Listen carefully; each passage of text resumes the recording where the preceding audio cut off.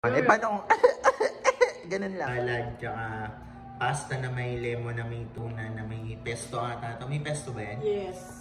Ano sa tingin mo, bakit yung mga tao na nag-commit sa'yo, sinasabi nila 100% sure they will show up for a meeting pero hindi sila nag-show up? Ayaw talaga nila ng change sa life nila. Hindi talaga ganun kaseryoso yung decision nila. So, ibig sabihin, binabullshit ka lang nila, parang ganun. Ano yung masasuggest mo para sa kanila? Mag-isip-isip sila mabuti. Mga desisyon nila sa buhay. Tingin mo mas okay sabihin sa kanila na sila umuo kung di naman sila mag-show up? Tingin mo mas okay ang pagiging transparent tsaka pagiging honest kaysa sa pambubullshit?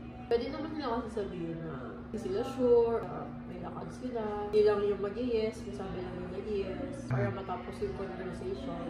Next time, sabihin nila na hindi sila sure. Hindi nag-waste yung time mo. Tsaka time din natin. Mas okay makipag-communicate. Ito talaga makapag-communicate. Kahit ano yung situation. Tingin mo mas okay din na kapag nag-commit sila sa'yo, kahit anong mangyari, since they committed, mag-show up talaga sila. Depende na lang kung life and death situation. Kaya nasa hospital. So, paano siya pupunta ka naman dito? Paano kung ganun lang? Sinisip ko na lang kaya niya ubo.